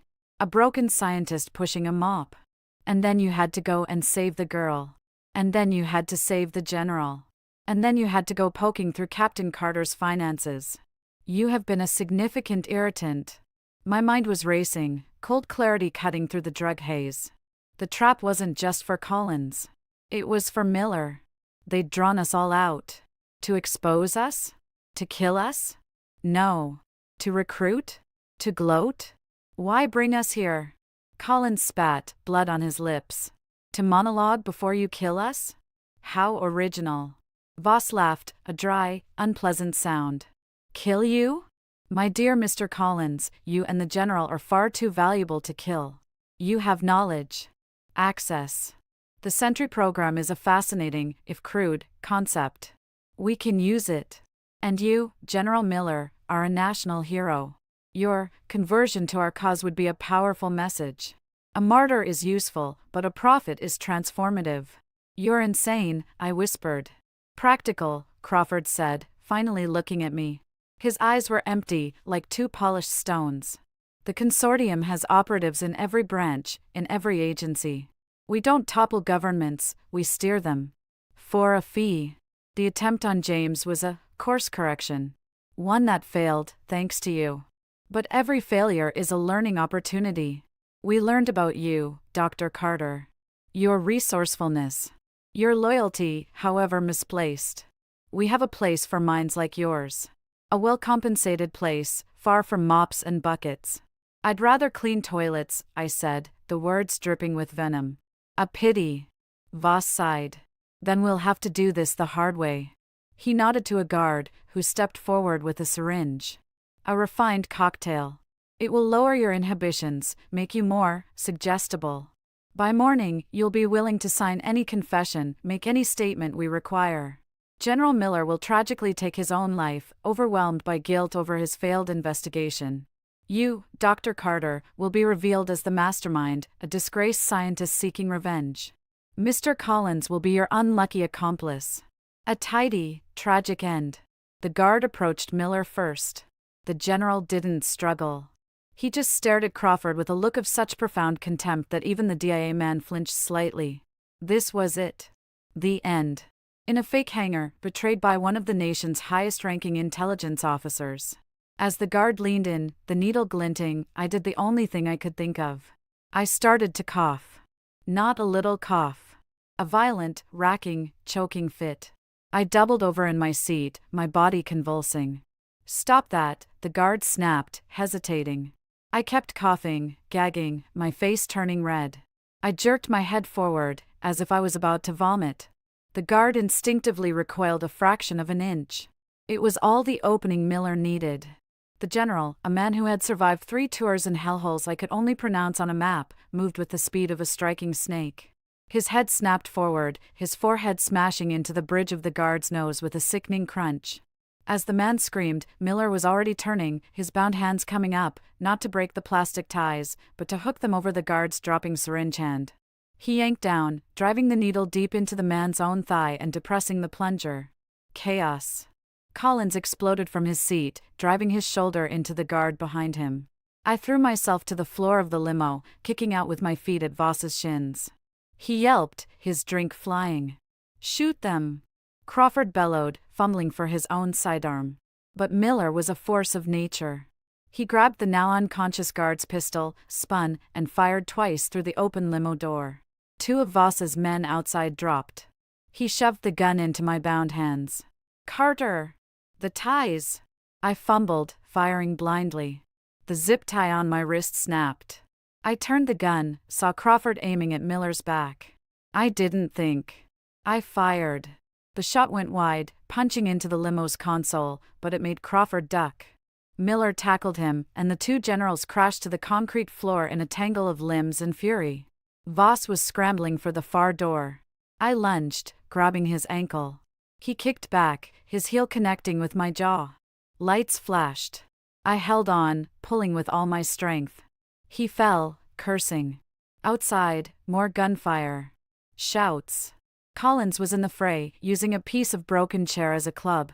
I crawled on top of Voss, the pistol heavy in my hand. I pressed it to his temple. "Call them off!" I screamed. He stared up at me, his cultured composure gone, replaced by raw, animal fear. "You won't shoot. You're a scientist. A cleaner." I leaned close, my lips to his ear. My voice was cold, flat. The voice of someone who knew the precise chemical formula to dissolve a body. "I'm the one who cleans up messes like you." My finger tightened on the trigger. "Stop! Stand down!" Voss shrieked. "All of you, stand down!" The gunfire sputtered, died. His mercenaries, well paid but not suicidal, hesitated. In that moment of stillness, a new sound filled the hangar. The whump whump whump of helicopter rotors. Searchlights speared down from the night sky, sweeping the interior. Through the shuttered hangar doors, I saw dark shapes fast roping to the ground. Not Voss's men. These were in digital camo. Army Rangers. Crawford, pinned under Miller, saw them too. His face twisted in rage and despair. He snarled, a wordless sound, and reached for Miller's throat. Miller's head snapped forward once more. A final, sickening crack. Crawford went limp. Silence, broken only by the thunder of helicopters and the moans of the wounded. Miller rolled off Crawford's body, breathing heavily. He looked at me, at the gun still pressed to Voss's head, at Collins standing over a groaning guard. "You were right, Carter," he grunted, wiping blood from his lip. "It was a trap." I looked at the unconscious Crawford, at the terrified Voss under my knee, at the raiding troops securing the perimeter. The trap had been sprung. But we hadn't been the ones caught in it. "Not our trap, sir," I said, my voice trembling with adrenaline and a terrible, cold certainty. "His." I looked at Crawford's twitching form. The second most powerful intelligence officer in the Pentagon. The man who had sent us here. The man who had tried to have Miller killed. The man who wore the serpent's watch. The head of the Viper. And we had just cut it off. But as the Rangers swarmed in, securing Voss, checking Crawford's pulse, he was alive, barely. A new, more chilling thought occurred to me. The Ouroboros. The snake eating its own tail. When you cut off the head of a snake, sometimes, it grows two more. The military courtroom at Fort McNair felt like a mausoleum for justice. High ceilings, dark wood paneling, the smell of lemon polish and stale power. The flag of the United States stood stiffly behind the judge's bench, a silent witness. The gallery was packed, a sea of dress uniforms, grim-faced politicians from oversight committees, and a cordoned-off section for the press, their cameras forbidden but their pens poised like scalpels. I sat at the defense table, feeling like an exhibit in a museum of the absurd. I wore the only suit I owned, a cheap, boxy thing bought for a college interview a decade ago. My custodial uniform, now a piece of evidence, was sealed in a plastic bag on the prosecution's table. Next to me, a weary-looking JAG lawyer, Major Brennan, shuffled papers. He was competent, assigned, and utterly out of his depth. Across the aisle, a team of 3 prosecutors in immaculate uniforms looked like they'd been carved from ice. General James Miller sat in the front row of the spectator section, his face a granite mask. He was here as a witness, and as a man under a cloud. The official story was being carefully constructed, a narrative to contain the earthquake we'd unleashed. David Collins was in a hospital bed at Walter Reed, recovering from injuries sustained at the airfield and from the political shrapnel. The man of the hour, the star witness for the prosecution, was Lieutenant General Richard Crawford. He sat in a wheelchair at the prosecution table, his head bandaged, one arm in a sling. The story, fed to the press in the court, was heroic. Crawford had been conducting a deep-cover investigation into the rogue Sentry program and its unstable architect, me, when he was brutally attacked by the conspirators at the airfield. He was a patriot, nearly martyred. We were traitors. The court was called to order. The judge, a stern-faced Air Force Major General named Healy, took the bench. The charges were read in a sonorous voice that echoed in the silent room: conspiracy to commit espionage, sedition, unauthorized disclosure of national defense information, attempted murder of a superior officer. The list went on, a litany of treason that carried the death penalty. My palms were slick with sweat. This was the trap's final mechanism. Not to kill us in a hangar, but to bury us here, in the full light of law, with the stamp of the government itself. The prosecution began. They presented their evidence. The doctored Swiss bank account records, now traced to an offshore shell allegedly controlled by me. Encrypted emails, forged, between me and a handler with ties to a hostile intelligence service. Forensic analysis of the solvent from my kit, now characterized as binary toxin precursors. They even had the Ouroboros symbol, claiming it was my calling card, a sign of my allegiance to the shadowy Aspies consortium I had supposedly helped Crawford investigate. It was a masterpiece of misdirection. Every real piece of evidence, the watch, the financial pressure on Emily, the attempt on Miller, the mannequins in the hangar, was twisted, omitted, or attributed to me. Crawford, the wounded hero, nodded along solemnly. Then, they called their star witness, my sister, Captain Emily Carter. She walked in, her posture perfect, her face pale but set. She did not look at me.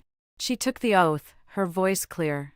The prosecutor, a sleek colonel named Strickland, led her gently. Captain Carter, you are the sister of the accused? Yes, sir. Would you describe your relationship? She took a breath. Strained, sir. Leah has always been difficult. Brilliant, but unstable. After she left her government research position under a cloud, she became increasingly isolated, paranoid. My heart clenched. This was the script. The one they'd forced on her. I could see the fear in her eyes, the desperation to protect herself, Richard, our parents. Crawford and his remaining allies had gotten to her. The threat to our parents hadn't been empty.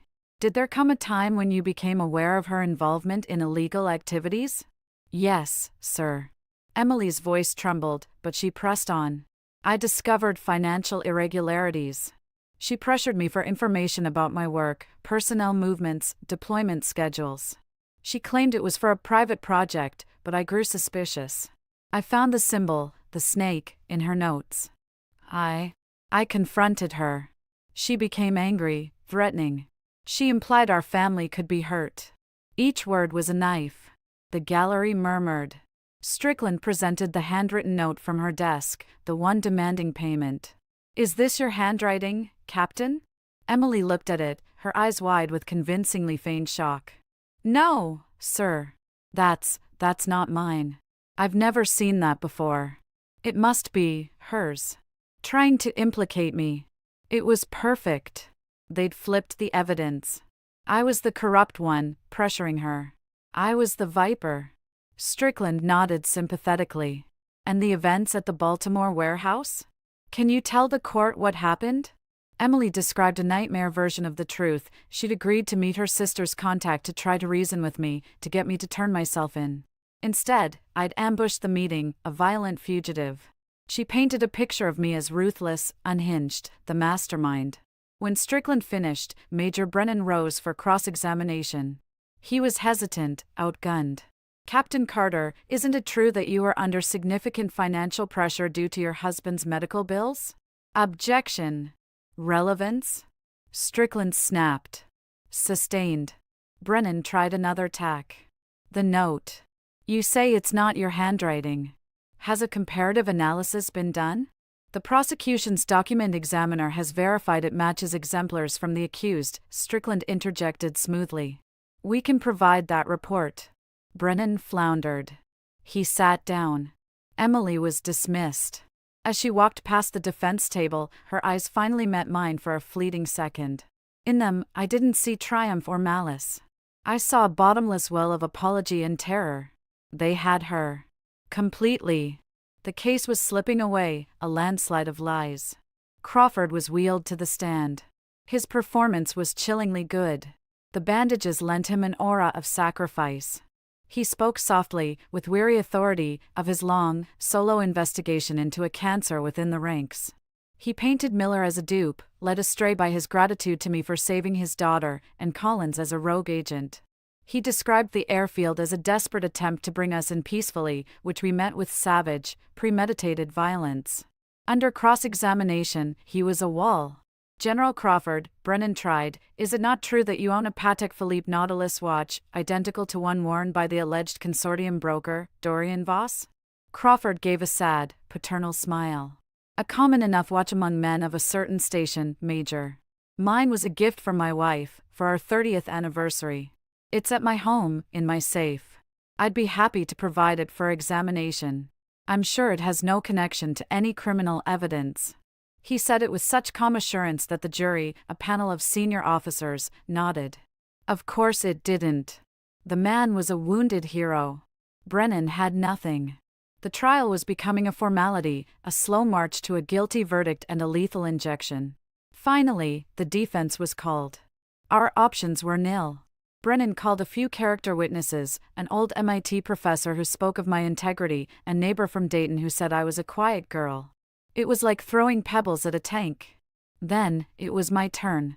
Brennan advised me not to take the stand. They'll eat you alive, Leah. Crawford has boxed us in. I looked at the gallery. At Miller, whose hands were clenched on his knees. At my parents, sitting behind him, their faces etched with confusion and heartbreak. At Emily, who stared at the floor. I looked at Crawford, who met my gaze with the faintest, coldest smirk. I stood up. I'll testify. A ripple went through the court. Brennan looked panicked. Leah, no. I ignored him. I walked to the witness stand, the eyes of the room like physical weights. I took the oath, my voice steady. Strickland approached for cross-examination, looking like a cat presented with a wounded mouse.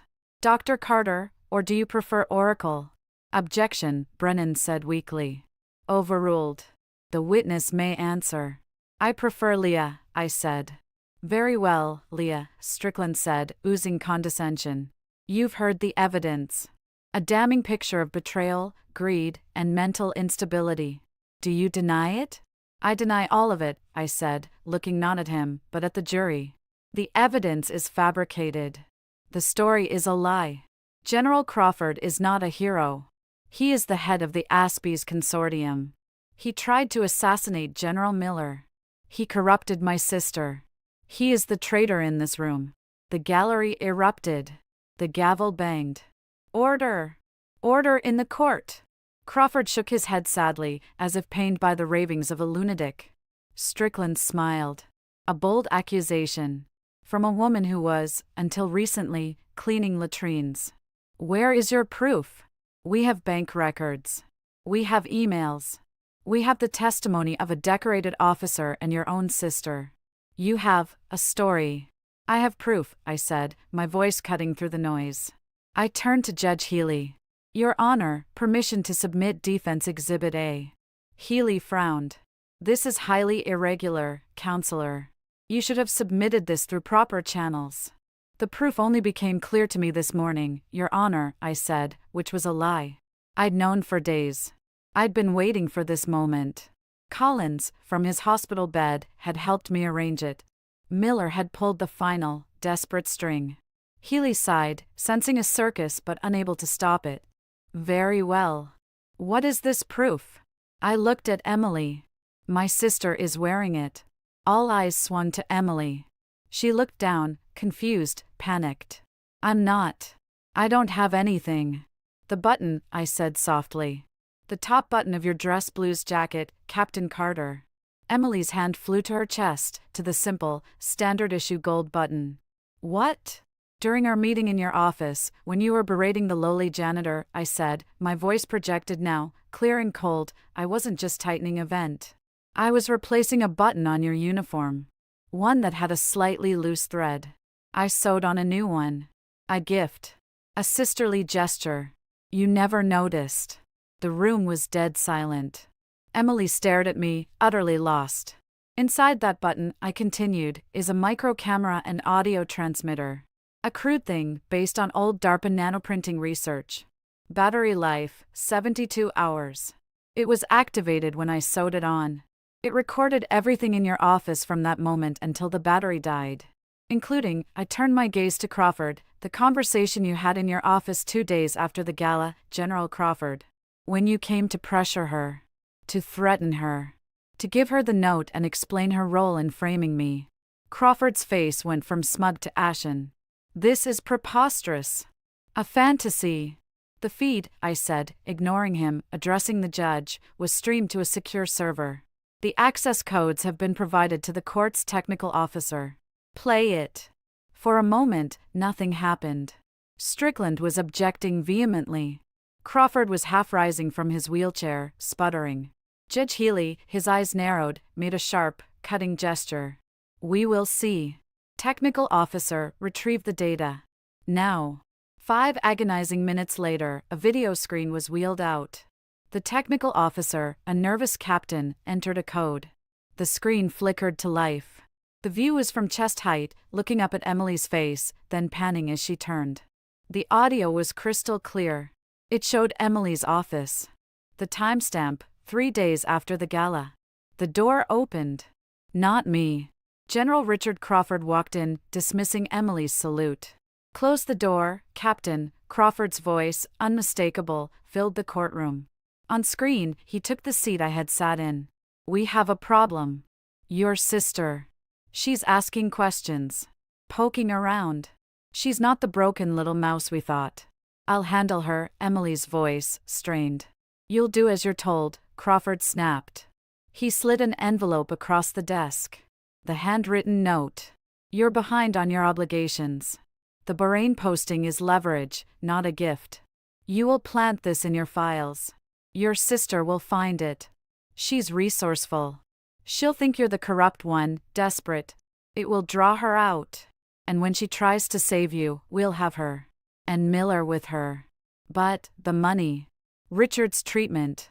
The treatment is covered. As long as you cooperate. If you don't. Crawford's voice dropped to a venomous whisper. Your parents' house in Dayton is so quaint. So, flammable. The video continued, detailing the entire frame-up, Crawford's cold instructions, his reference to our friends at Aegis, his mention of containing the Miller problem once and for all. It was all there. The conspiracy, the blackmail, the treason, from the mouth of the 2-star general sitting in the courtroom. When the screen finally went dark, the silence was absolute, profound. You could hear a pin drop. Then, a low, collective gasp. All heads turned to Richard Crawford. His face was a ghastly gray. The bandages seemed ridiculous now, the costume of a villain. He opened his mouth, but no sound came out. The smugness, the paternal authority, had evaporated, leaving a hollow, terrified man. General Miller stood up slowly. He didn't look at Crawford. He looked at the judge. Your Honor, I believe the prosecution's case has just concluded. Chaos erupted. Shouts. Reporters scrambling. MPs moving forward, not towards me, but towards Crawford. Strickland stood frozen, his case, his career, in ashes around him. Crawford found his voice, a shriek. It's a fake. A deep fake. She's a genius with technology. She fabricated it. Judge Healy slammed his gavel. Order. General Crawford, you will remain seated. MPs, secure the courtroom. He turned to me, his eyes wide with a kind of horrified awe. Dr. Carter, how? The button was just a backup, I said quietly, the noise fading around me. The real transmitter was in the thread. Conductive nanofilament. It wove the audio into the very fabric of her uniform jacket. The button was a decoy, in case they searched her. They never checked the stitching. I looked at Emily. She was sobbing, great, heaving cries of relief and shame. The truth had set her free, but it had also exposed her weakness, her capitulation. It was a brutal deliverance. Crawford was dragged from his wheelchair, the bandages torn, screaming about his rights, about conspiracy. The MPs handled him roughly. The Viper, caught in the open. In the aftermath, as the court was cleared, General Miller approached me. The official circus was just beginning, the investigations, the hearings, the unraveling of the Aspies Consortium's network that would take years. But for now, the immediate danger was over. Oracle, he said, the ghost of a smile on his face. I should have known you'd have a needle and thread. It was the only weapon they wouldn't look for, I said, exhaustion washing over me. Weeks later, the dust began to settle. Crawford, Voss, and a dozen others were in maximum security cells, singing like canaries to avoid the death penalty. The Sentry program was dissolved, its records sealed. Officially, it had never existed. A quiet ceremony was held in the Pentagon. In a small, secure room, General Miller stood before me. On a velvet cushion rested a medal, the Distinguished Service Cross, the nation's second highest military award. For extraordinary heroism not involving direct conflict with an enemy, at great personal risk. The citation was vague, glorious, and entirely secret. "Your country thanks you, Dr. Carter," Miller said formally. Then, his voice dropped. "I owe you my life. Twice. And my daughter's." I looked at the medal, at the ribbon. It represented everything I had run from: the secret world, the classified honors, the life of quiet, dangerous service. "I can't accept this, sir." He wasn't surprised. "What will you do?" I looked down at my hands. The calluses from the mop handle were still there. "There's still a mess to clean up." He understood. The next day, I reported for work at Fort Hamilton. I clocked in, collected my cart. The other custodial staff gave me a wide berth. The woman who'd been at the center of the scandal that toppled a general. The weirdo. I didn't mind. I was pushing my cart down a quiet corridor in the command building when I saw her. Emily. She was in her uniform, but she looked smaller, softer. The arrogance was gone, burned away in the fire of the truth. She was being transferred to Tampa, a genuine posting this time, a chance to start over. Richard was in remission. We stood there, the gulf between us filled with all the unsaid things, the betrayals, the rescues. "Leah," she began, her voice thick. "I'm so sorry. For everything. The things I said, what I did." "You were scared," I said. "It wasn't forgiveness, not yet. But it was an understanding." "I should have been your sister," she whispered, tears in her eyes. "You were," I said. "At the end. You kicked him in the knee."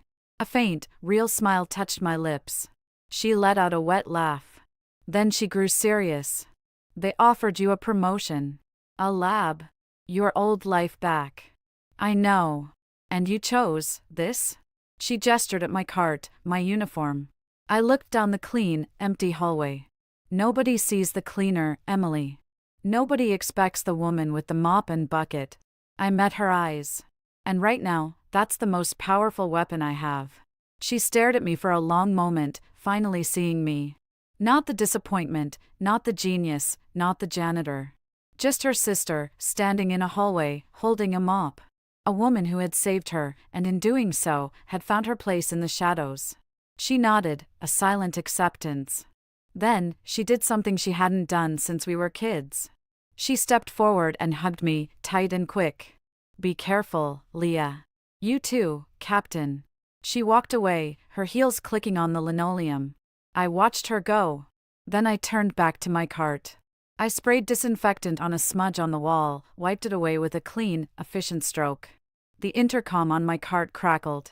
"Custodial to Building 4, Wing C, spill in the server room annex.